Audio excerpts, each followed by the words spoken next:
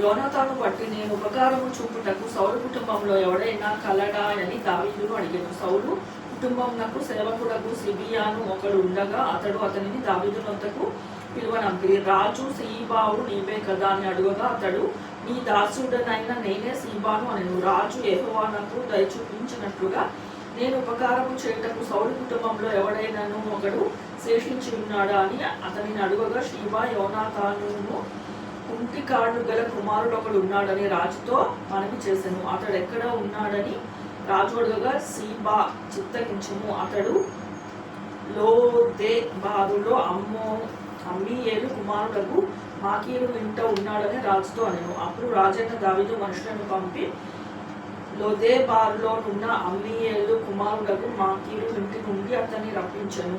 సౌలు కుమారుడైన యోనాతానుకు పుట్టిన మెఫీబోషెతు దావీదు నొద్దకు వచ్చి సాగిలపడి నమస్కారము చేయగా దావీదు మెఫీబోషెతు అని అతన్ని పిలిచినప్పుడు అతడు చిత్తము, నీ దాసుడైన నేనున్నానెను. అందుకు దావీదు నువ్వు భయపడవద్దు, నీ తండ్రి అయిన యోనాతాను ఎవరు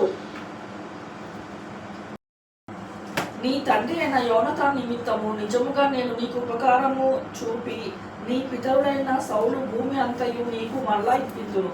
మరియు నీవు సదాకాలము నా బల్ల యొద్దనే భోజనము చేయదు అని సెలవీయగా అతడు నమస్కరించి చచ్చిన కుక్క వంటి వాడవైన నా ఎడల నీవు దయచూపుటకు నీ దాసునకు నేను ఎంతటి వాడను అనెను. అప్పుడు రాజు సౌలు సేవకుడైన సీబాను పిలువనంపి సౌలునకు అతని కుటుంబమునకు కలిగిన సొంతింటిని నీ యజమానుని అతని కుమారునికి నేను ఇప్పించి ఉన్నాను. కాబట్టి నీవును నీ కుమారుడు నీ దాసులను అతని కొరకు భూమిని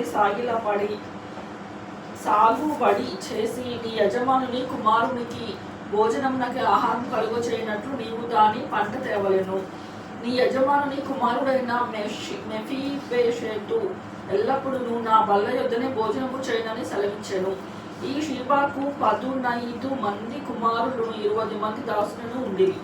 నా ఏలిన వాడకు రాజు తన దాసునికిచ్చిన మాట ఆజ్ఞ అంతటి చొప్పున దాసుడైన నేను చేసేదనని షీబా రాజుతో చెప్పాను. కాగా మెఫీబోషెతు రాజకుమారులలో ఒకడైనట్లు రాజు బల్ల యొద్దనే భోజనం చేయుచుండెను. మెఫీబోషెతునకు ఒక చిన్న కుమారుడు ఉండెను, వాని పేరు మీకా. మరియు సీబా ఇంటిలో కాపురమున్న వారందరూ మెఫీబోషెతునకు దాసులుగా ఉండిరి. మెఫీబోషెతు యెరూషలేములో కాపురముండి సదాకాలము రాజు బల్ల యొద్ద భోజనం చేయుచుండెను. అతని కాళ్ళు రెండును కుంటివి.